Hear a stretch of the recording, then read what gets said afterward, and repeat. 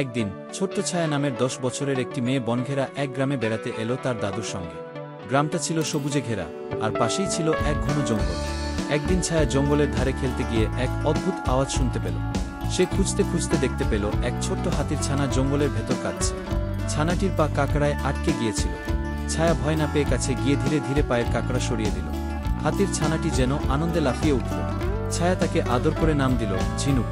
এরপর থেকে প্রতিদিন ছায়া আর ঝিনুক জঙ্গলের ধারে দেখা করত। তারা একসঙ্গে খেলত, গাছে উঠত আর নদীতে পা ভিজাত।